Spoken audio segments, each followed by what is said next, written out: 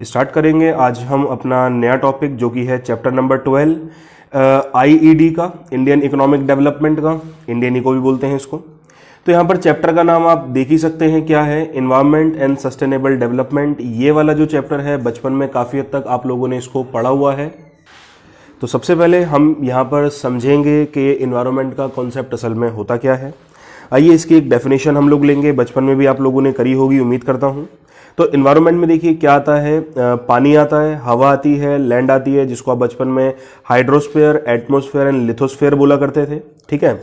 और इसका जो तो अब यहाँ पर इनका जो रिलेशन होता है, ठीक है, तो ये जो चीजें हैं सारी, वाटर है, एयर है, लैंड है, और इनका एक इंटर रिलेशनशिप होता है, यानी कि ये लोग आपस में एक दूसरे पर डिपेंडेंट रहते हैं। जैसे कि ये water, air, land, human beings and other creature, plant, micro organism, property, ये सारी जो मैंने चीजें आपको बोली हैं, ये सब चीजें आपस में एक दूसरे पर निर्भर रहती हैं, ठीक है। सब किसी ना किसी पर डिपेंडेंट ही होते हैं। अब देखिए ये ऊपर वाली डेफिनेशन से मुझे दो बातें बिल्कुल समझ में आई हैं। सबसे पहली चीज, एनवायरमेंट में दो टाइप के फैक्टर होते हैं, एक अबायोटिक है और दूसरा बायोटिक है। बायोटिक के अंदर लिविंग थिंग्स आती हैं जैसे कि प्लांट्स और एनिमल्स होते हैं। उसके बाद अगर मैं अबायोटिक की बात करूं तो इसके अंदर यहां पर आपको नॉन लिविंग थिंग्स मिलेंगी जैसे कि लैंड, वाटर और एयर। अच्छा, कुछ बच्चे ये हैं अबायोटिक को देखकर नॉन लिविंग थिंग समझकर टेबल चेयर लिख देते हैं, तो वो बात बिल्कुल गलत होती है। आपको यहाँ पर जो भी चीजें लेनी है वो नेचुरल ही लेनी है, और ये टेबल वगैरह, ये चेयर वगैरह, ये सब ह्यूमन मेड होती है, नेचुरल बिल्कुल भी नहीं होती। आगे मैं आपसे बात करता हूं फिजिकल एलिमेंट में। आप देखिए क्या आ सकता है, land, water, air, soil, climate, mountain, mineral, ये सब चीजें आपकी फिजिकल एनवायरनमेंट में आती है जो नेचर ने हमको as a free gift provide किया है। तो नेचर कोई हमसे चार्ज नहीं लेता है, ये बिल्कुल फ्री में एज अ गिफ्ट उसने हमको दिया है, और इसका हम काफी हद तक यूज करते हैं, और इनके बिना हम जीवित भी नहीं रह सकते। लाइफ हमारी अ काइंड ऑफ इम्पॉसिबल होती है इन सब चीजों के बिना। नया टॉपिक हम सभी के लिए आ रहा है यहां पर, सिग्निफिकेंस ऑफ एनवायरनमेंट। बेसिकली आपसे कह रहा है फायदे क्या है एनवायरनमेंट के, एनवायरनमेंट आपके लिए क्या क्या काम करता है। तो बात करेंगे यहां पर पॉइंट नंबर 1 के लिए, environment offers resources for production. देखिए प्रोडक्शन होती है इंडस्ट्रीज में, और इंडस्ट्रियलाइजेशन को प्रमोट करने के लिए जो भी रॉ मटेरियल हमको चाहिए होता है वो हमको मिलता है एनवायरनमेंट से, ये बात बिल्कुल तय है। आप काफी बड़े बच्चे हैं तो ये बात लॉजिकली भी आप सभी को पता होगी। तो एनवायरनमेंट में जो फिजिकल रिसोर्सेज हैं जैसे कि मिनरल है, वुड है, वाटर है, ये सब हमने पिछले पेज पे भी पढ़ा था। अभी कहते हैं ये सब हमको अवेलेबल है बिल्कुल फ्री में, और ये नेचर के द्वारा हमको अवेलेबल होते हैं। इन रिसोर्सेज को हम इनपुट्स की तरह यूज करते हैं, और यहां से जो प्रोडक्शन है, देखिए यहां पर प्रोडक्शन को इन्होंने क्या बोला हुआ है, जहां पर हम नेचुरल रिसोर्सेज को कन्वर्ट करेंगे, आप नेचुरल रिसोर्स बोल सकते हैं या फिर रॉ मटेरियल बोल सकते हैं, इनको आप यूजफुल थिंग्स में, यूटिलिटीज में यहां पर इजीली कन्वर्ट कर सकते हैं। ये डेफिनेशन थी प्रोडक्शन की, ठीक है। तो एनवायरनमेंट से बेसिकली आपको क्या मिल रहा है, रॉ मटेरियल मिलते हैं जिनको आप कन्वर्ट करके, प्रोडक्शन करके आप उनसे बढ़िया बढ़िया यूजफुल चीज बना सकते हैं। एग्जाम्पल आप लोग डाल दें इन सभी चीजों में तो बहुत अच्छा रहेगा। उसके बाद देखिए एनवायरनमेंट सस्टेन्स लाइफ। अब एनवायरनमेंट में क्या क्या बातें आती हैं, सन है, सॉइल है, वाटर है, एयर है, ये सब काफी हद तक इंपॉर्टेंट होते हैं ह्यूमन लाइफ के सस्टेनेंस के। यानी कि अगर ह्यूमन लाइफ को आपको कंटिन्यू रखवाना है प्लेनेट अर्थ पे तो ये सारी चीजें काफी हद तक एसेंशियल है। इनके बिना यहां पर कोई भी लाइफ सस्टेन नहीं कर पाएगी, पूरी जो ह्यूमन लाइफ है उसका एंड हो जाएगा। उसके बाद मैं बात करता हूं आपसे, एनवायरनमेंट एसिमुलेट्स वेस्ट। तो देखिए जब प्रोडक्शन एंड कंजम्पशन जो था वो वेस्ट जरूर जनरेट करेगा, ठीक है। अब एक सवाल आता है, अब मान लीजिए कोई मेरी फैक्ट्री है, इंडस्ट्री है, वहां से भी वेस्ट जनरेट हो रहा है, और हम एज अ कंज्यूमर जो उसको कंज्यूम करते हैं हम लोग भी काफी हद तक वेस्ट को जनरेट करते हैं। अब देखिए ये वेस्ट असल में जाता कहां है, तो एनवायरनमेंट उसको एब्जॉर्ब करता है। हम सभी ने बचपन में कंपोस्ट पिट की बात जो थी वो जानी थी कि हम क्या करते हैं, गड्ढा खोदते हैं और उसमें जितना भी बायोडिग्रेडेबल वेस्ट है, जिसमें आपका किचन वेस्ट आ जाता है, वो हम उसके अंदर डाल देते हैं, तो वो एक नेचुरल खाद बन जाता है। तो इस टाइप से जो एनवायरनमेंट है वो काफी हद तक आपका वेस्ट एब्जॉर्ब कर लेता है। चौथी बात है environment enhance quality of life. तो जो सराउंडिंग्स हैं, जैसे कि नदियां, ओशियन, पहाड़, डेजर्ट, ये सारी चीजें। देखिए इंसान जो है इन सब चीजों को काफी हद तक एंजॉय करता है, यहां पर टूरिज्म काफी हद तक प्रमोट होता है, और इन नेचुरल चीजों के आसपास अगर वो रहता है तो उससे उसकी लाइफ की क्वालिटी और हेल्थ दोनों चीजें काफी हद तक इंप्रूव भी हो जाती हैं। तो आगे हम लोग कंटिन्यू करने वाले हैं। देखिए यहां पर कुछ कुछ बातें आ रही हैं। सबसे पहली चीज तो यहां एनवायरनमेंट की डेफिनेशन है, तो आप चाहे पिछले पेज से कर लो या यहां से कर लो, बात एक ही मानी जाएगी। उसके बाद देखिए रिसोर्सेज को बांटा गया है यहां पर रिन्यूएबल एंड नॉन रिन्यूएबल में। रिन्यूएबल का मतलब क्या होता है? ऐसी रिसोर्सेज जो रिप्लेनिश हो जाती हैं, यानी कि जो रिन्यू हो जाती हैं, ठीक है। और नॉन रिन्यूएबल में क्या है? देखिए रिन्यू तो ये भी हो जाती हैं, लेकिन इनको तकरीबन मिलियन ऑफ ईयर लग जाते हैं रिन्यू होने में। एग्जांपल यहां पर फॉसिल फ्यूल है, जिसके अंदर पेट्रोल, कोयला, सब चीजें यहां पर आपको मिल सकती हैं। तो आगे मैं आप लोगों से बात करूंगा। ये देखिए carrying capacity of environment and environmental crisis के बारे में अब मैं बात करता हूं आप लोगों से। तो देखिए यहां पर क्या बातें हैं आप सभी के सामने, थोड़ा जानेंगे इसको हम लोग। अब देखिए ये जो कैरिंग कैपेसिटी ऑफ एनवायरनमेंट होता है वो एक सिचुएशन होती है। यहां पर दो बातें लिखी गई हैं। अब सिचुएशन समझेंगे हम लोग इसको क्या है। जब हम रिसोर्सेज का जो एक्सप्लॉयटेशन है वो रीजनरेशन से एक्सीड नहीं करता। देखिए यहां पर ये लोग आपसे कह रहे हैं रिसोर्स अपने आप को रीजनरेट कर लेती हैं। यही सारी बातें हमने रिन्यूएबल रिसोर्सेज में पढ़ ली थी, ठीक है। अगर इनका रीजनरेशन रेट ज्यादा है तो आप ये मान लीजिए रिसोर्स आपकी कभी भी खत्म नहीं होने की है। उसके बाद देखिए अगर जो वेस्ट का जनरेशन है वो कैपेसिटी एनवायरनमेंट की एब्जॉर्प्शन कैपेसिटी से ज्यादा नहीं है तो आपका एनवायरनमेंट पॉल्यूटेड नहीं होगा। उम्मीद करता हूं आप समझ रहे होंगे बात को। वेस्ट जो आपने प्रोड्यूस किया है अगर वो ठीक से एब्जॉर्ब हो रहा है तो कोई दिक्कत नहीं है, लेकिन अगर आप वेस्ट इतना ज्यादा जनरेट यहां पर कर देते हैं कि वो एब्जॉर्ब ही नहीं हो पा रहा तो यहां पर काफी हद तक दिक्कत होती है, पॉल्यूशन की प्रॉब्लम यहां आती है। उसके बाद देखिए पॉइंट नंबर 1 में क्या बोल रहा है ये कह रहा है रिसोर्सेज का रीजनरेशन अगर ज्यादा है, रिसोर्सेज अगर ज्यादा स्पीड में बन रही हैं एज कंपेयर टू उनको हम यूज कर रहे हैं तो यहां पर कभी भी रिसोर्स आपकी खत्म नहीं होने वाली है। इसी को ही बोलते हैं सस्टेनेबल तरीके से यूज करना। आगे मैं बात करता हूं आपसे एनवायरमेंटल क्राइसिस के बारे में समझेंगे। ये आपको क्या देखिए जब ये दोनों सिचुएशन उल्टी हो जाएंगी इस चीज को हम एनवायरमेंटल क्राइसिस बोलते हैं। आप भारी मात्रा में यहां पर वेस्ट को जनरेट कर रहे हैं, एब्जॉर्प्शन कैपेसिटी से ज्यादा वेस्ट आप जनरेट कर रहे हैं तो एनवायरमेंट क्राइसिस होता है।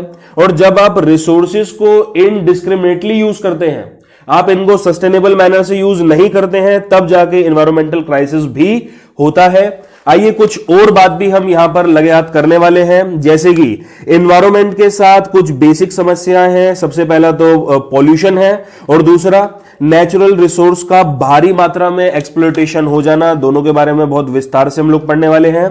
पहली चीज मैं पढ़ूंगा पॉल्यूशन, आप सभी लोग इससे परिचित होंगे। पॉल्यूशन का मतलब वो सारी एक्टिविटीज होती हैं प्रोडक्शन एंड कंजम्पशन की जो आपकी एयर एंड वाटर की प्योरिटी को चैलेंज कर रही हैं, ठीक है। प्योरिटी को चैलेंज करने से मेरा मतलब क्या हुआ, एनवायरनमेंट को पॉल्यूट कर रही हैं। एक सीरियस चैलेंज वो देती हैं ग्रोथ के प्रोसेस पर, ठीक है, स्पेशली इंडस्ट्रियलाइजेशन पर। अब पॉल्यूशन के 3 प्रकार होते हैं, एयर, वाटर एंड नॉइज। चारों के बारे में हम डिटेल में अच्छे से बात करने जा रहे हैं। उम्मीद करूंगा ये पैरा में कोई आपको दिक्कत नहीं आई होगी। तो सबसे पहली चीज मैं आपसे डिस्कस करने जा रहा हूं एयर पॉल्यूशन। अब एयर के अंदर क्या होता है, ऑक्सीजन होता है, O2 इसको बोलते हैं हम लोग। ये एक एसेंशियल एलिमेंट ऑफ लाइफ है, आप सभी लोग जानते हैं बिना ऑक्सीजन के आप सरवाइव नहीं कर पाएंगे। तो एयर का पोल्यूशन का मतलब क्या हुआ कि पोल्यूशन जो है वो हमारी एसेंशियल एलिमेंट ऑफ लाइफ का है। ये असल में हमारी यहां से जो क्वालिटी ऑफ लाइफ है वो खराब हो जाएगी। आप खुद समझिए, आपके पास अगर एक साफ हवा नहीं है सांस लेने के लिए तो इससे आपकी लाइफ का कंटिन्यूएशन इंपॉसिबल हो जाएगा, डेथ रेट काफी हद तक इंक्रीज होगा, लोगों की हेल्थ खराब होगी, लाइफ एक्सपेक्टेंसी रेट पर भी इसका काफी हद तक प्रभाव पड़ना स्टार्ट हो जाएगा। आपसे मैं पूछूंगा कि भाई पोल्यूशन के कॉजेज क्या हैं, ऐसी क्या क्या चीजें होती हैं जो पोल्यूशन करती हैं, तो बात करेंगे एक एक करके। देखिए जितनी भी इंडस्ट्रीज हैं कहते हैं जिधर से स्मोक निकला है। अब देखिए ये जो इंडस्ट्रीज हैं ये आपके जो एनर्जी है, पावर है, इनका यूज करती होंगी। इनको जो पावर से मेरा मतलब है बिजली इनको ज्यादातर इंडिया के अंदर जो मिलती है वो कोयले से मिलती है, जिनको हम थर्मल एनर्जी बोला करते हैं, ठीक है। तो अब देखिए कोयले से इनको बिजली मिल रही है तो जाहिर सी बात है ये धुआं वगैरह भी काफी हद तक उड़ाएंगे। उसके बाद देखिए पॉइंट नंबर बी है, कहते हैं कुछ इंडस्ट्रीज हैं जैसे प्लास्टिक इंडस्ट्री है, लेदर इंडस्ट्री है, दोनों ही काफी डिमांड है इंडिया के अंदर। तो अब देखिए इनमें से काफी हद तक पॉइजनस गैस भी निकलती है। और बाकी बात करता हूं पॉइंट नंबर सी की, जो मोटर व्हीकल आप लोग चलाते हैं यहां पर उनमें से भी काफी हद तक धुआं वगैरह निकलता है जिससे। और देखिए यहां पर क्या हो रहा है, यहां पर जो नंबर ऑफ व्हीकल हैं वो भी तेजी से बढ़ रहे हैं। हर कोई चाहता है उनके पास कार हो, हर कोई चाहता है उनके पास बाइक हो। तो इसी के साथ साथ बढ़ते वाहनों के साथ पोल्यूशन का लेवल भी काफी हद तक आपका बढ़ रहा है। आइए एक नजर जरा यहां पर भी डाल लेते हैं हम। Over use and miss use of resources दोनों के बारे में बात कही गई है। तो ओवर यूज का मतलब क्या होता है, जब आप रिसोर्स को एक्सप्लॉइट करते हैं भारी मात्रा में, ठीक है, आपको क्या है ग्रोथ का लालच हो गया है, तो ग्रोथ को बढ़ाने के लिए आप कभी भी सस्टेनेबल तरीका नहीं अपना रहे हैं। आपको फ्यूचर जनरेशन की बिल्कुल चिंता नहीं है, तो आप यहां पर रिसोर्सेज को भारी मात्रा में एक्सप्लॉइट कर रहे हैं, खत्म कर रहे हैं। ये इसका मतलब था। एग्जाम्पल आप लोग पढ़ ही लेना। बात करूंगा मिसयूज के बारे में। मिसयूज का मतलब होता है एक ऐसी सिचुएशन जहां पर आप रिसोर्सेज को यूज कर रहे हैं लेकिन एक गलत काम में, गलत तरीके से एनवायरनमेंट को काफी हद तक आप परेशान कर रहे हैं। जैसे कि आप लकड़ी का यहां पर प्रयोग करते हैं हाउस होल्ड फ्यूल में, जिसको हम चूल्हा वगैरह कहते हैं। आप एलपीजी गैस सिलेंडर का यूज नहीं कर रहे, आप गैस पाइपलाइन का यूज नहीं कर रहे, आप यहां पर जो है लकड़ी को जलाकर बेकार का धुआं वगैरह बनाते हैं अपने किचन यूज के लिए। उसके बाद यहां पर क्या है, आप जितना भी इंडस्ट्रियल वेस्ट है उसको आप नदियों में डालते हैं। तो ये काम कुछ ऐसा है जो आप जानबूझ के करते हैं, जिससे आपके एक्शन से एनवायरनमेंट डिग्रेड होता है। डिग्रेड का मतलब होता है क्वालिटी का गिर जाना। तो नया टॉपिक हम सभी के सामने आ रहा है वाटर पोल्यूशन। बाकी ऊपर आप लोग देख लीजिए एयर पोल्यूशन से क्या क्या बीमारियां होती हैं, ये आप सभी लोग एक बार पढ़ के जरूर जाना। बात करूंगा वाटर पोल्यूशन के बारे में। देखिए एयर की तरह पानी भी हमारे लिए काफी इंपॉर्टेंट होता है। तो इसका ये अगर पोल्यूट हो जाता है तो ये हमारे लिए एक बहुत सीरियस बात मानी जाएगी। कहते हैं पोल्यूशन ऑफ वाटर का मतलब क्या होता है, पानी का कंटामिनेट हो जाना। कंटामिनेट का मतलब होता है दूषित होना, खराब होना, कुछ भी आप यहां पर बोल सकते हैं। अब अगर आप कंटामिनेटेड पानी पीते हैं तो इससे काफी सारी बीमारियां होती हैं, जैसे कि डायरिया है या फिर हेपेटाइटिस है। आइए कुछ बात करते हैं क्या क्या मेजर फैक्टर हैं जो पानी के पोल्यूशन को प्रमोट करते हैं। तो सबसे पहली चीज आती है यहां पर इंडस्ट्रियल वेस्ट। ये इंडस्ट्रियल वेस्ट जो है वो काफी हद तक एसिडिक होता है, ठीक है, ज्यादातर अगर मैं बात करूं तो वो एसिडिक ही होगा। इस एसिडिक वेस्ट को नदियों में छोड़ दिया जाता है, जिससे वहां की जो एक्वेटिक लाइफ है, इसमें एक्वेटिक प्लांट्स भी आ रहे हैं, एक्वेटिक एनिमल्स भी आ रहे हैं, फिश वगैरह आप सभी लोग परिचित होंगे। ये सब चीजों पर काफी हद तक प्रभाव पड़ता है। प्लस वो पानी फिर पोर्टेबल नहीं रहता। पोर्टेबल पानी वो होता है जिसको आप पी सकते हैं, पीने योग्य पानी को आप पोर्टेबल वाटर कहते हैं। आगे बात करूंगा आपसे, ये डोमेस्टिक सीवेज जो आपके घर के गटर वगैरह हैं, इनको भी नदियों में डाल दिया जाता है। इनका कोई परमानेंट हिसाब नहीं है इनको डिस्पोज करने का, तो ये नदियों में ही डाल दिया जाता है इन द एंड। उसके बाद देखिए एग्रीकल्चर रन ऑफ, इसमें देखिए क्या आता है आपका पेस्टिसाइड, इंसेक्टिसाइड आप छिड़कते हैं, केमिकल के माध्यम से खेती करते हैं। फिर इरिगेशन जब आप करते हैं, पानी वगैरह डालते हैं, तो वो सारे केमिकल उस पानी में मिल जाते हैं और पानी के फ्लो के साथ वो सारे केमिकल भी नदी वगैरह में बह जाते हैं। तो ये भी एक हानिकारक बात होती है, आपके पानी को अगेन ये पोर्टेबल नहीं बनाता है। उसके बाद देखिए थर्मल पावर हाउसेज हैं, वो भी क्या करते हैं, ऐश को जो है पानी में मिक्स करवा देते हैं। अब ऐश को खपाने के लिए वो भी क्या करते हैं, ऐश का मतलब यहां पर राख होता है, तो राख को खपाने के लिए वो लोग क्या करते हैं, इसको नॉर्मल पानी में मिला देते हैं। आइए, तो ये एक फैक्ट आप सभी के सामने है। ये कह रहे हैं जो किसान लोग होते हैं ये वेजिटेबल को नाला वगैरह में साफ करते हैं। अगर आप ऐसे वेजिटेबल को कच्चा खाते हैं तो यहां पर बहुत सारी खतरनाक बीमारियां आपको हो सकती हैं। इसलिए घर पर बोला जाता है कि सब्जियां हमेशा या फल हमेशा धोकर आपको खाने चाहिए। ये उसके पीछे का एक बहुत बड़ा रीजन है। चलिए, तो एक नए टॉपिक की तरफ हम लोग चलते हैं जो कि है हमारा नॉइस पोल्यूशन। अब देखिए यहां पर हुआ क्या है, मैकेनाइजेशन, यानी कि जो मशीनों का चाल चलन है, हर चीज आप देखते हैं, हर चीज की एक मशीन आ चुकी है। लाउड स्पीकर का बड़ा चाल चलन होता है यहां पर। इससे क्या होता है, ये एफिशिएंसी तो आपकी बढ़ा देता है। भाई एफिशिएंसी का मेरा मतलब क्या हुआ, आपका काम तो बहुत अच्छा कर देगा, एफिशिएंसी ला देगा, वेस्टेज नहीं होने देगा, बट उसी के साथ साथ नॉइस पोल्यूशन भी काफी हद तक बढ़ा देता है। ये नॉइस पोल्यूशन में हमने काफी हद तक ग्रोथ देखी है।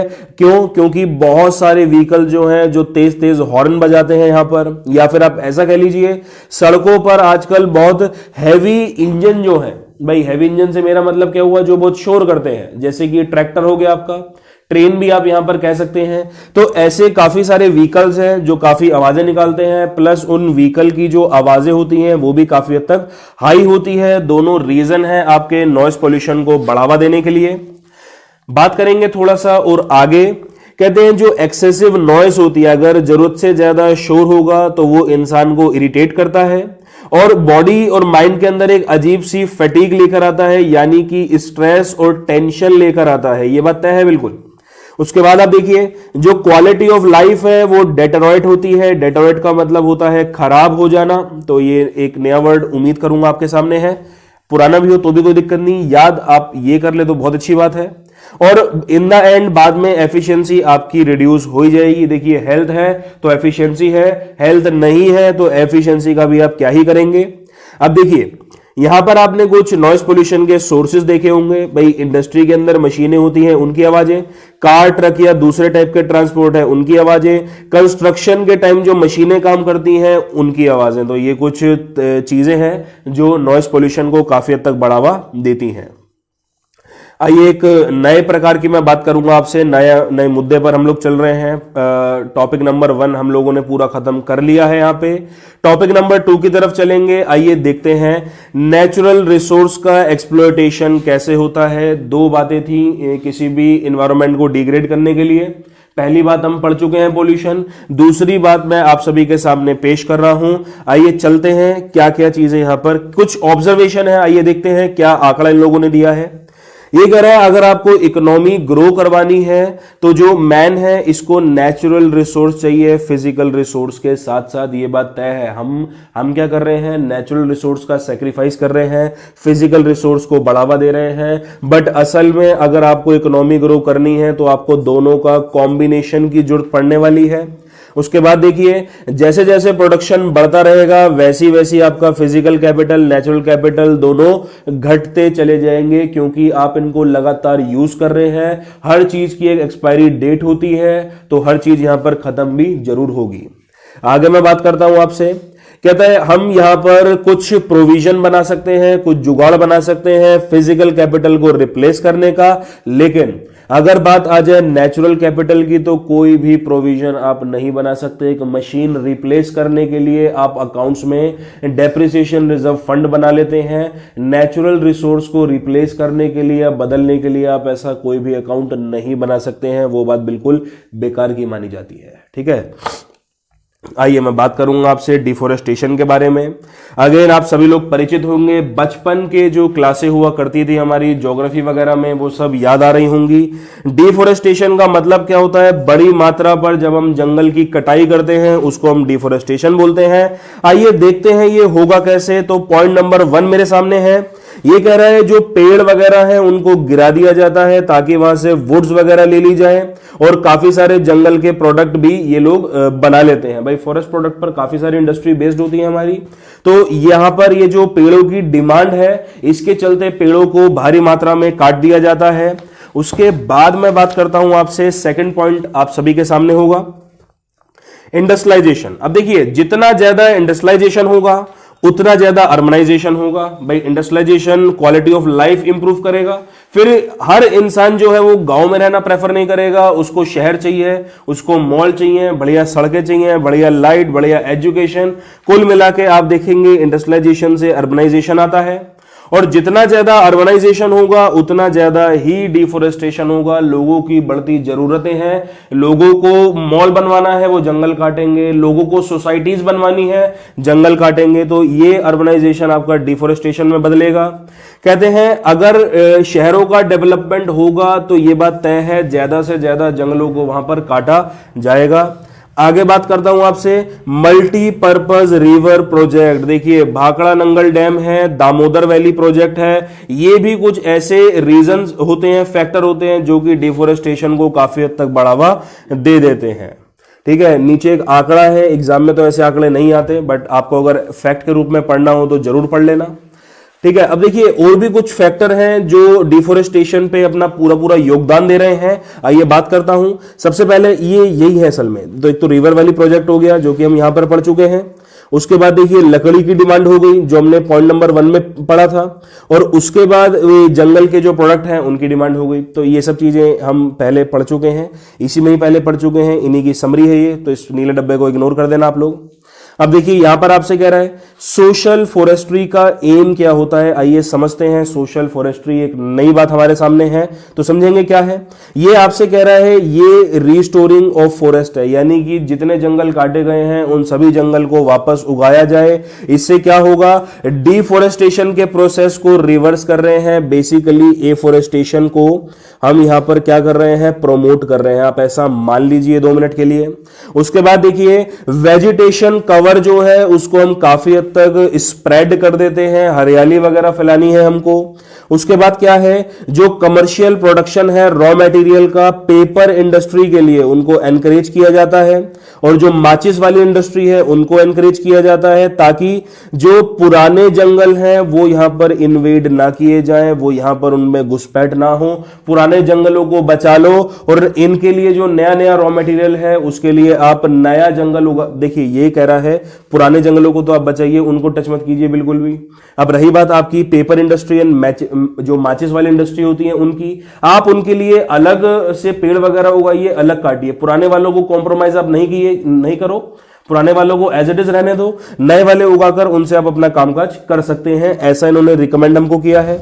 उसके बाद देखिए जो फास्ट ग्रोइंग ट्रीज हैं, ऐसे पेड़ जो बहुत जल्दी उग जाते हैं, उनको एनकरेज कर रहा है कि ऐसे पेड़ आप जल्दी उगाइए ताकि जल्दी हरियाली हो। उसके बाद एफोरेस्टेशन से एम्प्लॉयमेंट अपॉर्चुनिटी क्रिएट कीजिए। लोगों को अगर पैसा मिलेगा तो वो क्यों पेड़ नहीं उगाएंगे, तो ये वाली बात है।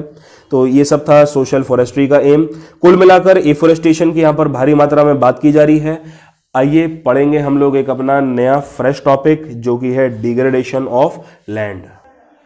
जी, तो डिग्रेडेशन ऑफ लैंड के बारे में मैं बात कर रहा था। डिग्रेडेशन का मतलब होता है क्वालिटी का खराब हो जाना। जब आपके लैंड की क्वालिटी बिल्कुल बेकार हो जाती है उसको हम डिग्रेडेशन ऑफ लैंड कहते हैं। रीजन पढ़ लेते हैं इसके पीछे के, फैक्टर कह लीजिए, रीजन कह लीजिए, कोई दिक्कत वाली बात यहां पर नहीं आती है। पहली चीज है सॉइल इरोजन। अब देखिए सॉइल इरोजन का मतलब क्या होता है, जो सबसे ऊपर अपर फर्टाइल लेयर होती है सॉइल की वो उड़ जाती है यहां से, ये इसका मतलब होता है। अब इसको उड़ाता कौन है असल में, ये जो बहुत तेज तेज हवाएं होती हैं, आंधियां जिनको आप कहते हैं, और बारिश का जो पानी है, फ्लड, बाढ़ जिसको हम कहते हैं। जब हम सॉइल इरोजन की बात करते हैं तो देखिए यहां पर भी वही बात है कि जो अपर लेयर है सॉइल का वो यहां पर खत्म हो जाता है। आपको बता दूं इसी अपर लेयर में ह्यूमस होता है, तो सॉइल की जो फर्टिलिटी रहेगी वो डिपेंड करती है उसकी अपर सॉइल पर ही, और fertility is important for agriculture. तो यहां पर आप लोग देखिए कितना ज्यादा नुकसान आपका हो जाएगा अगर ये अपर मोस्ट फर्टाइल लेयर जो है ये उड़ जाती है। ठीक है, ये डेजर्टिफिकेशन को जन्म देगा, यानी कि आपका जो लैंड था जहां पर आप खेती कर सकते थे अब वो बिल्कुल रेगिस्तान बन जाएगा। आगे मैं बात करता हूं आपसे, ये कह रहा है ये जो alkalinity and salinity of soil है ये वाटर लॉगिंग के द्वारा होती है। वाटर लॉगिंग का मतलब होता है जब आप जरूरत से ज्यादा पानी जो है दे देते हैं, इरिगेशन पर आप लोग चेक नहीं करते हैं, इससे आपकी सॉइल क्या होती है, बेसिक इन नेचर होती है। आपने ये बातें 10th क्लास में पढ़ी होंगी जब आप केमिस्ट्री का चैप्टर पढ़ रहे थे, पीएच वाला, ठीक है, चैप्टर नंबर 2 है केमिस्ट्री का। उसमें आप लोगों ने जाना था कि भाई इस सॉइल का ना तो ज्यादा एसिडिक होना जरूरी है, ना ही ज्यादा बेसिक होना जरूरी है। एसिडिक है तो उसमें बेस मिला के न्यूट्रलाइज कीजिए अपने अकॉर्डिंग, बेसिक है तो एसिड मिलाकर न्यूट्रलाइज कीजिए। तो ये वाली बात है, ये बेकार में आपकी सॉइल को बेसिक बना देगी काफी हद तक। आगे बात करूंगा आप लोगों से, ये कह रहे हैं जो बहुत ज्यादा पानी जब टॉप सॉइल पर होता है तो उससे क्या होगा, सॉइल के जितने भी न्यूट्रिएंट्स होते हैं, आपको बता दूं सॉइल के अंदर 13 अलग अलग प्रकार के न्यूट्रिएंट्स होते हैं, 6 माइक्रो होते हैं, 7 मैक्रो होते हैं, कुछ ये बाइफर्केशन है। ये भी आपको 9th क्लास की एनसीईआरटी में मिल जाएगा। ठीक है, तो सॉइल के अंदर काफी सारे न्यूट्रिएंट्स होते हैं। अगर आप जरूरत से ज्यादा पानी सॉइल को प्रोवाइड करेंगे तो ये न्यूट्रिएंट भी सब के सब खत्म हो जाएंगे। अब देखिए एक आंकड़ा आप सभी के सामने है, 50% जो टोटल लैंड है वो डिग्रेड हो चुका है इंडिया का। तो ये बहुत अलार्मिंग फैक्ट है आप सभी के सामने। चलिए तो आगे के टॉपिक की तरफ हम लोग चलते हैं। तो कॉजेज ऑफ एनवायरमेंटल डिग्रेडेशन, तो पढ़ेंगे फटाफट से कि भैया ऐसा क्या काम हुआ जिससे हमारा एनवायरमेंट काफी भारी मात्रा में डिग्रेड हो रहा है। पहली चीज है यहां पर पॉपुलेशन एक्सप्लोजन। सबसे पहली चीज एनवायरमेंट डिग्रेडेशन की है पॉपुलेशन का बढ़ जाना। पॉपुलेशन का जो प्रेशर है वो लैंड पर बहुत इंक्रीज हुआ पड़ा है और इससे लैंड काफी हद तक एक्सप्लॉइट होता है। लोग बाग क्या कर रहे हैं, जंगल वगैरह को काट कर वहां पर इंडस्ट्रीज और रहने की जगह वगैरह बना लेते हैं। आगे बात करूंगा आपसे वाइड स्प्रेड पॉवर्टी के बारे में। एक बड़ी मात्रा में जो सेक्शन है इंडियन पॉपुलेशन का वो बहुत गरीब है। तो ये लोग क्या करते हैं, पेड़ वगैरह काटते हैं ताकि इनको वहां से फ्यूल मिले, उसको बेचकर ये पैसा भी कमाते हैं। तो इससे भी नेचुरल रिसोर्स का बड़ी मात्रा में इरोजन होता है। तो ये भी एक यहां पर बात आ जाती है। तीसरी बात इंक्रीजिंग अर्बनाइजेशन की। अब देखिए जब ये अर्बनाइजेशन इंक्रीज होता है तो यहां पर घर वगैरह या और भी अदर सिविक एमेनिटीज यानी कि मॉल्स, सोसाइटीज, पार्क्स, ये सब चीजें यहां पर बनाई जाती हैं। जिससे क्या होता है, जिससे लैंड की डिमांड काफी हद तक बढ़ती है और लैंड की डिमांड बढ़ने से जितना भी नेचुरल रिसोर्स था उसका बड़ी मात्रा में एक्सप्लॉयटेशन भी हो जाता है। आगे बात आपसे करता हूं, इंसेक्टिसाइड, पेस्टिसाइड और फर्टिलाइजर, आप सभी लोग जानते हैं ये तीनों ही केमिकल्स होते हैं असल में। इनका बहुत ज्यादा जब हम यूज करते हैं तो इससे भी इन्वायरमेंटल पोल्यूशन होता ही है। बात करता हूं रैपिड इंडस्ट्रियलाइजेशन की। अब रैपिड इंडस्ट्रियलाइजेशन का मतलब क्या होता है, इंडस्ट्रियलाइजेशन का इंक्रीज होना। आपकी जीडीपी के लिए शायद बहुत अच्छा हो ये, लेकिन आपके अगर मैं इन्वायरमेंट की बात करूं तो उसके लिए बहुत ज्यादा बेकार भी होता है। उसके बाद हम बात करते हैं यहां पर मल्टीप्लिकेसिटी ऑफ ट्रांसपोर्ट व्हीकल। देखिए ये आपसे क्या कह रहा है, ये कह रहा है आपके पास इतने सारे ट्रांसपोर्टेशन के ऑप्शंस हैं।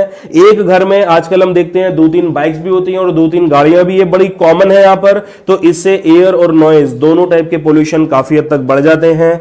आखिरी बात यहां पर आती है disregard for the civic norms. Civic norms का मतलब क्या होता है, जो जनरल रूल्स एंड रेगुलेशंस होती हैं। एक जगह लिखा जाता है कि यहां पर कूड़ा फेंकना मना है तो लोग बाग वहीं पर ही ज्यादा हद तक कूड़ा फेंकते हैं। कहीं पर लिखा होता है यहां पर शोर बजाना मना है, लाउड स्पीकर यहां पर बैन है, तो लोग बाग यहां पर ही हॉर्न्स या लाउड स्पीकर वगैरह बजाते रहते हैं। तो ये चीज होती है सिविक नॉर्म्स का जब हम काफी हद तक उल्लंघन करते हैं।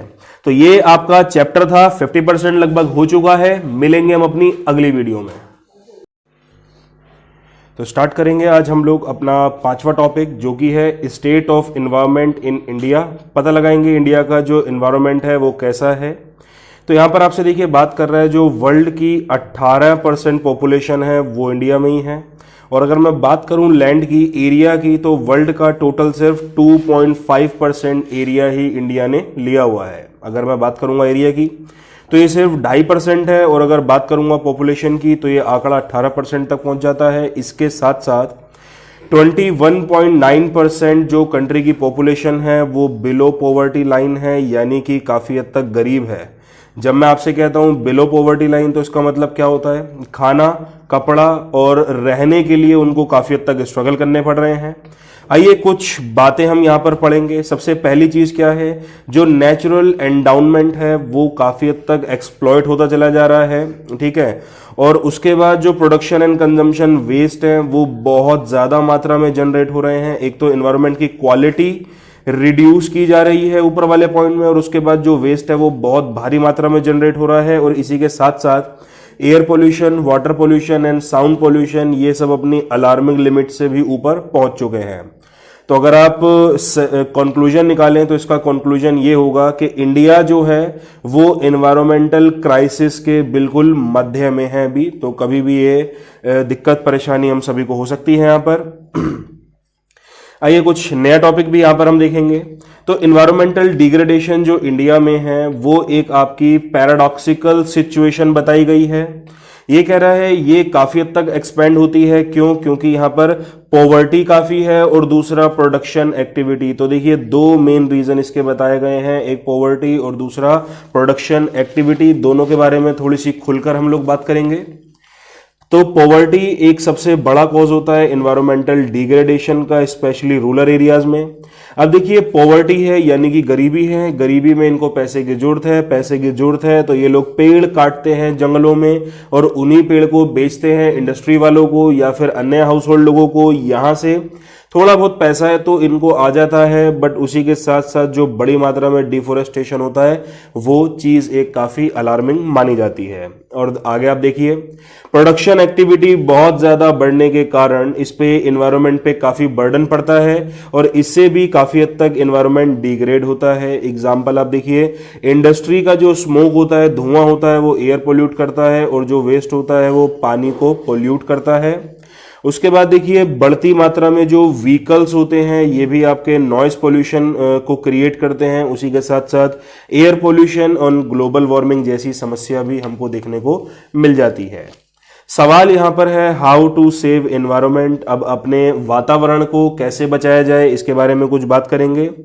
पहली चीज मेरे सामने आती है सोशल अवेयरनेस की। तो देखिए यहां पर एक काफी नीड ऑफ द आवर है सोशली अवेयर हो जाना। हमको पता होना चाहिए कि पॉल्यूशन क्या होता है, इसके खतरे क्या हैं और हर किसी को पॉल्यूशन से कॉम्बैट का मतलब होता है लड़ना, तो इस पॉल्यूशन से हमको कैसे लड़ना है। दूसरी बात होती है पॉपुलेशन कंट्रोल के बारे में। बहुत जरूरी है चेक करना अपनी बढ़ती आबादी को अगर आपको एनवायरनमेंट को प्रोटेक्ट करना है। तीसरी यहां पर बात आ जाती है enforcement of environment conservation act. ये कानून है 1986 में इंडिया में पास हुआ था। ईयर याद करना काफी हद तक इंपॉर्टेंट है। ऑब्जेक्टिव इसके सुन लीजिए, इसका ऑब्जेक्टिव था कि एनवायरनमेंट की क्वालिटी का रेगुलर बेसिस पर चेक करना और यहां पर हमारी जो कानून है वो इसको बिल्कुल स्ट्रिक्टली एनफोर्स्ड करवाएं, ऐसा उन्होंने बोला था। बात करता हूं एफॉरेस्टिंग कैंपेनिंग के बारे में। अब यहां पर देखिए अगर आप चाहते हैं एनवायरनमेंट आपका बचे तो आपको हरियाली ज्यादा लगानी पड़ेगी, जिसको हम लोग बोलते हैं एफॉरेस्टेशन, ताकि आपका जो एनवायरनमेंट है वो प्रोटेक्ट हो जाए। पांचवा पॉइंट यहां पर आता है control over industrial and agricultural population. बहुत इंपॉर्टेंट होता है एनवायरनमेंट को प्रोटेक्ट करना। तो यहां पर जो एयर और वाटर पोल्यूशन होते हैं जो इंडस्ट्री ने बेसिकली करे हैं, तो इनको कंट्रोल करना बहुत जरूरी है। कहते हैं यहां पर एग्रीकल्चर पोल्यूशन को कंट्रोल अगर आपको करना है तो पेस्टिसाइड और केमिकल फर्टिलाइजर इनके यूज को आपको रेस्ट्रिक्ट करना पड़ेगा, इसको बोलते हैं कम करना पड़ेगा। ठीक है, बात करूंगा वाटर मैनेजमेंट के बारे में। जो नदियों का पानी है वो साफ होना चाहिए और उसके लिए काफी सारे प्रोविजंस, काफी सारे इंतजाम हमको करने पड़ेंगे ताकि हम साफ पीने का पानी लोगों तक प्रोवाइड करवा सके। सातवीं बात है मैनेजमेंट ऑफ सॉलिड वेस्ट। अब देखिए जो प्लांट मैनेजमेंट होता है, आपने मैनेजमेंट किया है लेकिन एक प्लांट तरीके से, किसका? सॉलिड वेस्ट का। भाई आपने वो कर लिए होंगे रीयूज, रिफ्यूज, रिसाइकिल, जो 3R या 5R आप लोगों ने पढ़े हैं, तो उन सब के बारे में ही बात हो रही है यहाँ पर। तो सॉलिड वेस्ट को आप अगर रिसाइकिल कर दें तो कोई वहां पर दिक्कत नहीं आती है। किचन वेस्ट को आप कंपोस्ट में डाल सकते हैं जिससे वो ह्यूमस में कन्वर्ट हो सकता है। आगे बात करता हूं इंप्रूवमेंट इन हाउसिंग के बारे में। तो जो घर होने चाहिए वो बिल्कुल नीट एंड क्लीन होने चाहिए। स्लम इलाके को रिप्लेस कर देना चाहिए और वहां पर अच्छे खासे घर बनाने चाहिए जहां पर हवा भी आए और धूप भी यहां पर आनी चाहिए। वेल लाइटेड का मतलब होता है धूप का आ जाना। ठीक है, let us not offer other the opportunity of calling us slum dogs. ये यहां पर बेकार की बात लिखी गई है, बट चलिए पढ़ लेते हैं। ये कह रहा है किसी और को हमको मौका नहीं देना कि कोई हमको स्लम डॉग बोले। तो आगे मैं बात करूंगा एक बिल्कुल नए टॉपिक के लिए, और नया टॉपिक है आपके सामने सस्टेनेबल डेवलपमेंट। पढ़ेंगे इसकी फटाफट से डेफिनेशन।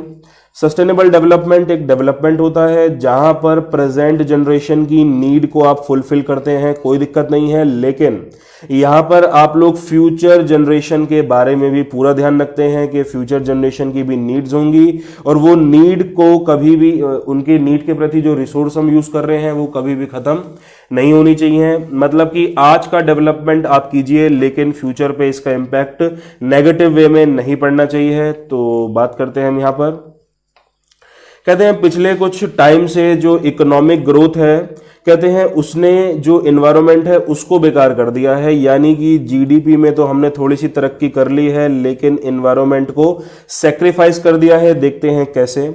ये कह रहे हैं जब अलग अलग प्रकार की बहुत सारी मात्रा में जो क्रॉप आप एक लैंड पर उगाते हैं, इससे क्या होता है, सॉइल की फर्टिलिटी होती है। लैंड को भी थोड़ा सा टाइम चाहिए होता है अपनी फर्टिलिटी को रीगेन करने के लिए। अब पॉपुलेशन बहुत है और डिमांड भी बहुत है और लोग को पैसे की भी काफ़ी जरूरत रहती है, तो इस चक्कर में ये लोग सॉइल को आराम नहीं देते हैं और एक के बाद एक खेती वगैरह करते रहते हैं। दूसरी बात आपसे है, बहुत भारी मात्रा में जो माइनिंग है आयरन, कोल, गोल्ड, सिल्वर की और क्रूड ऑयल वगैरह की, इसने जो है इनके स्टॉक को बिल्कुल एंड की तरफ ला दिया है। नो डाउट ये चारों पांचों चीजें काफी हद तक इंपॉर्टेंट है हम सभी के लिए। आगे आपसे बात करूंगा स्मोक और दूसरे जो एमिशन होते हैं फैक्ट्री में से या व्हीकल में से, एमिशन मतलब धुएं वगैरह होते हैं और इससे काफी बड़ी मात्रा में एनवायरनमेंट का पोल्यूशन हो जाता है। तो आगे हम इसके फीचर के बारे में ही बात करेंगे, बेकार की कहानियां नहीं पढ़ रहे हैं हम लोग यहां पर बिल्कुल भी। तो फीचर आप देखिए, सबसे पहली चीज क्या है, sustained rise in real per capita income and economic welfare. देखिए यहां पर आपसे क्या बात करी है, अगर आप सस्टेनेबल डेवलपमेंट को अपनाते हो जो आपकी रियल पर कैपिटा इनकम है और उसी के साथ साथ जो इकोनॉमिक वेलफेयर है, दोनों में आपको इंक्रीमेंट देखने को मिलेगा। लॉन्ग रन की बातें हैं, शॉर्ट रन में ये सब चीजें नहीं होती हैं, बढ़िया चीजों को टाइम लगता है। उसके बाद देखिए नेचुरल रिसोर्स का एक रेशनल इस्तेमाल करना। रेशनल इस्तेमाल का मतलब होता है भाई मैं उनको वेस्ट नहीं कर रहा हूं, मैं खामा खा का उनको एक्सप्लॉइट नहीं कर रहा हूं, जितनी उनकी जरूरत थी मैंने उनको रेशनली वहां पर यूज किया है। तीसरी बात यहां पर आ जाती है ability of future generation to fulfil their needs not to be impaired. अब ये देखिए ये कह रहा है जो फ्यूचर जनरेशन होती है वो अपनी नीड्स को फुलफिल भी इजीली कर पाते हैं, क्योंकि सस्टेनेबल डेवलपमेंट ने एक बात कही है कि आप आज का डेवलपमेंट जरूर करें लेकिन फ्यूचर जनरेशन के बारे में भी थोड़ा सा सोच लें, रिसोर्सेज को वेस्ट ना करें, बिल्कुल खत्म ना कर दें, सस्टेन तरीके से इस्तेमाल उनको आपको करना पड़ेगा ताकि जो आपकी आगे आने वाली जनरेशन है वो भी उसको इजीली यूज में ला सके। तो आगे हम बात करेंगे यहां पर। फिर चौथा पॉइंट होता है चेक ऑन पोल्यूशन। ये सब हम बातें कर रहे हैं सस्टेनेबल डेवलपमेंट के फीचर के ही बारे में, फायदे देख रहे हैं हम सस्टेनेबल डेवलपमेंट के क्या होते हैं। तो सस्टेनेबल डेवलपमेंट क्या करता है, उन एक्टिविटी को डिसरिगार्ड करता है। डिसरिगार्ड का मतलब होता है डिसअप्रूव करना, मंजूरी नहीं देता है उनको जो चीजें पोल्यूशन क्रिएट करती हैं। एनवायरमेंटल पोल्यूशन को इसने एक सोशल कॉस्ट का एलिमेंट दिया गया है। सोशल कॉस्ट के बारे में भी कभी चर्चा करेंगे फुर्सत में। आगे मैं बात करता हूं एक नए टॉपिक के लिए। अब यहां पर आपसे कह रहा है भाई सस्टेनेबल डेवलपमेंट के लिए क्या क्या स्ट्रेटेजी मुझे अपनानी चाहिए। अब मैंने पढ़ा तो मुझे समझ में आया कि भाई सस्टेनेबल डेवलपमेंट क्या है। मेरे मन में सवाल आया है कि भाई मुझे भी अब सस्टेनेबल डेवलपमेंट करना है तो मैं क्या क्या काम कर सकता हूं।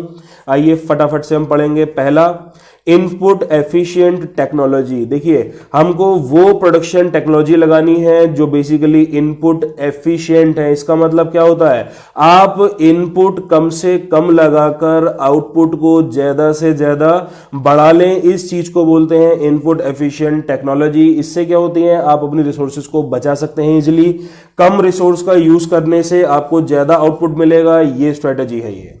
उसके बाद है eco friendly source of energy का आप यूज कीजिए। एलपीजी और सीएनजी ये काफी हद तक क्लीन और इको फ्रेंडली फ्यूल माने जाते हैं। कहते हैं अब इनका यूज करिए और पेट्रोल और डीजल को हटाकर आप इनका यूज करिए। क्यों? क्योंकि पेट्रोल डीजल कार्बन डाइऑक्साइड बहुत भारी मात्रा में छोड़ते हैं, जिससे जो कि एक अपनी ग्रीन हाउस गैस है और उसके बाद वो ग्लोबल वार्मिंग भी करती है। तो ये इतना ही आप कर दीजिए, बहुत है, यहां पर बड़े बड़े पॉइंट्स याद नहीं करने हैं। तीसरी चीज यहां पर होती है इंटीग्रेटेड रूरल डेवलपमेंट के बारे में। अब देखिए ये जो इंटीग्रेटेड रूरल डेवलपमेंट है इसको स्टेट प्लानिंग के साथ हाई प्रायोरिटी हमको देनी चाहिए। ठीक है भाई, जो भी आप राज्य के अंदर प्लानिंग कर रहे हैं, देश के अंदर प्लानिंग कर रहे हैं, उसमें इक्वली आप गांव के इलाके को भी जोड़िए। इससे क्या है, यहां पर बेसिकली आपको एम्प्लॉयमेंट अपॉर्चुनिटी देनी चाहिए गांव के लोगों को, ताकि वो शहर की तरफ ना जाएं। कहते हैं अगर रूरल अर्बन माइग्रेशन को चेक किया जाए तो यहां पर ट्रांसपोर्टेशन की नीड बहुत ज्यादा कम हो जाएगी। पहले गांव से शहर में आने के लिए लोगों को कम्यूट करना पड़ता है, तो अलग अलग ट्रांसपोर्टेशन का वो लोग यूज करते हैं, लेकिन जब जॉब उनके शहर में या उनके गांव में ही होगी तो वो ट्रांसपोर्टेशन की जो नीड है वो भी कम होगी और खुद ट्रांसपोर्टेशन से पोल्यूशन भी कम हो जाएगा। उसके बाद मैं पॉइंट नंबर 4 की बात करूंगा आपसे। ये कह रहा है सनलाइट को आप सोलर एनर्जी में कन्वर्ट कर दीजिए और सोलर एनर्जी को आप इलेक्ट्रिसिटी में कन्वर्ट कीजिए। तो ये चीज है बड़ी ट्रेंडिंग आजकल चल रही है। तो देखिए इंडिया के पास सनलाइट बहुत ज्यादा मात्रा में आती है क्योंकि ये ट्रॉपिकल एंड सब ट्रॉपिकल कंट्री की कैटेगरी में है। तो सनलाइट जो है वो इको फ्रेंडली भी होती है और नॉन एग्जॉस्टेबल है, यानी कि कभी भी खत्म नहीं हो सकती। मैं इस सनलाइट का कितना भी इस्तेमाल कर लूं ये कभी भी खत्म नहीं होने वाली है। उसके बाद ये कह रहा है सोलर एनर्जी को बिजली में कन्वर्ट करना, अब ये बिल्कुल नई नई टेक्नोलॉजी के साथ पॉसिबल हो चुका है। आज की डेट में काफी इसको इनोवेटिव प्रोजेक्ट माना जाता है। अब देखिए जो सोलर एनर्जी है ये एक बहुत अच्छा आंसर है, अपनी इकोनॉमिक ग्रोथ की प्रॉब्लम भी सॉल्व कर रहा है और साथ ही साथ में सस्टेनेबल डेवलपमेंट भी प्रमोट कर रहा है। तो ये एक बहुत अच्छा सब्स्टिट्यूट माना जाता है थर्मल एनर्जी का। आगे आपसे बात करता हूं ऑर्गेनिक फार्मिंग प्रमोट कीजिए। तो देखिए जो केमिकल फर्टिलाइजर, इंसेक्टिसाइड और पेस्टिसाइड, इन्होंने जो क्रॉप का यील्ड है, यील्ड को हम बोलते हैं टोटल आउटपुट, वो काफी हद तक इंक्रीज किया है, इसमें कोई दो राय नहीं है। लेकिन सॉइल की फर्टिलिटी इसने खराब करी है। अब फ्यूचर जनरेशन की अगर मैं बात करूं, आज की डेट पे आउटपुट खाने पीने की हमको कोई कमी नहीं है, बट कल को जब फर्टिलिटी खराब हो जाएगी तो हमारी फ्यूचर जनरेशन को ये सब खाना नहीं मिलने वाला है। तो यहां पर ये एक हाई टाइम है कि अब हमको ऑर्गेनिक फार्मिंग की तरफ स्विच कर जाना चाहिए, क्योंकि और यहां पर हमको देखना चाहिए कि भाई सॉइल की हेल्थ ज्यादा मायने रखती है एज कंपेयर टू प्लांट की हेल्थ। उसके बाद मैं बात करता हूं आपसे मैनेज द वेस्ट। अब आपसे कह रहे हैं देखिए इंडस्ट्रियल वेस्ट है या फिर हाउस होल्ड गार्बेज है, ये हमको नदी वगैरह में नहीं फेंकने चाहिए, इनको हमको सिस्टमेटिकली मैनेज करना चाहिए। जो जो चीजें रिसाइकल होती हैं उसको आप रिसाइकल कीजिए, जैसे कि हाउस होल्ड वेस्ट है इसको तो आप कंपोस्ट में डाल सकते हैं, इससे बेसिकली मेरा मतलब है किचन वेस्ट, तो ये आप कंपोस्ट में डाल सकते हैं और इससे मैन्योर निकलता है, मैन्योर को बोलते हैं खाद। इस खाद का प्रयोग करके आप ऑर्गेनिक फार्मिंग को इजीली प्रमोट कर सकते हैं। आगे आपसे बात करता हूं, कहते हैं कुछ कानून बनाने चाहिए इनको केमिकल एफुलेंट्स के डिस्पोजल के लिए। तो आइए बात करते हैं। इंडिया एक ऐसा लैंड है जहां पर एनफोर्समेंट, ये जो कानून वगैरह हैं ज्यादा नहीं चलते हैं, जुगाड़ की कंट्री इसको बोला जाता है यहां पर। तो जो केमिकल एफुलेंट्स हैं ये बेसिकली वेस्ट की बात कर रहा है। इंडस्ट्री से जो भी केमिकल वाले वेस्ट होते हैं उनको नदियों में छोड़ दिया जाता है। पानी तो पोल्यूट होता ही होता है, साथ ही साथ में जो एक्वेटिक लाइफ है वो खराब हो जाती है। तो इन सब चीजों के लिए कड़े से कड़े कानून बनाना चाहिए ताकि जो आपका ग्रोथ है और एनवायरनमेंट है वो एक साथ यहां पर कंटिन्यू बना रहे। तो चलेंगे अब अपने अगले टॉपिक की तरफ हम लोग। टॉपिक नहीं, इसी को ही कंटिन्यू करा जा रहा है यहां पर। देखिए अच्छा यहां पर काफी सारे पॉइंट्स हैं, आप कोई से भी 6 कर लेना तो काम हो जाएगा, समझा मैं सारे रहा हूं। तो यहां पर आप देखिए, तो awareness to conserve natural assets for intergenerational equality. देखिए इंटर जनरेशन इक्वालिटी का मतलब क्या हुआ कि जो प्रेजेंट और फ्यूचर जनरेशन है उनको आप इक्वल अपॉर्चुनिटी दीजिए। ठीक है, तो इंडियन जो है वो बड़े कॉन्शियस होते हैं इंटर जनरेशनल इक्वालिटी के माइक्रो लेवल पर।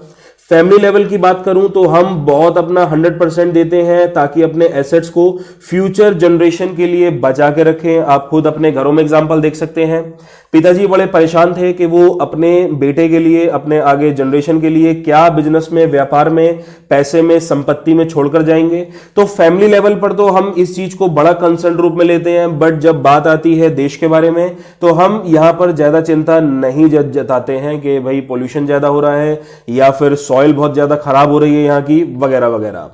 उसके बाद ये अवेयरनेस बहुत ना के बराबर हो जाती है मैक्रो लेवल पर, मैक्रो मतलब नेशनल लेवल पर।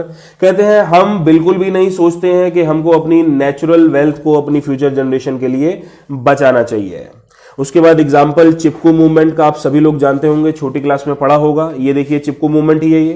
तो अगर कोई व्यक्ति पेड़ काटने आता है तो ये गांव के लोग बाग क्या करते थे, पेड़ को हक कर लिया करते थे। तो ये लोग बोलते थे कि अब अगर आपने पेड़ को काटा है तो साथ में हमको भी काटना पड़ेगा आपको। तो दैट इज चिपकू मूवमेंट, बहुत ज्यादा कंट्री में फेमस हुआ था ये।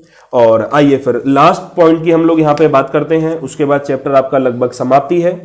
तो पब्लिक मीन्स ऑफ ट्रांसपोर्टेशन। अब देखिए हमको क्या है कि भाई हमारे पास अपनी गाड़ी हो, अपना वाहन हो और अपने व्हीकल से ही हम कम्यूट करें।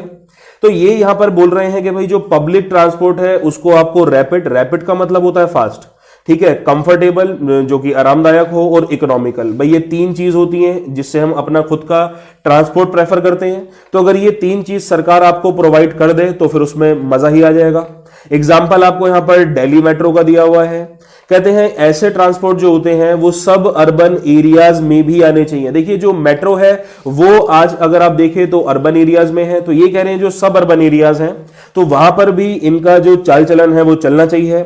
इससे क्या होगा, जो प्राइवेट व्हीकल हैं ये उनको कट करेगा काफी हद तक, लोग बाग इनको प्रेफर करेंगे, अपना व्हीकल वहां पे नहीं निकालेंगे। यहां पर एनवायरमेंटल पोल्यूशन जो है भारी मात्रा में आप उसको रिड्यूस कर सकते हैं। और इसी के साथ ही आपका चैप्टर हो चुका है बिल्कुल समाप्त। समरी को इग्नोर नहीं करना है बिल्कुल भी, और मिलते हैं आप लोगों से अपनी अगली वीडियो में।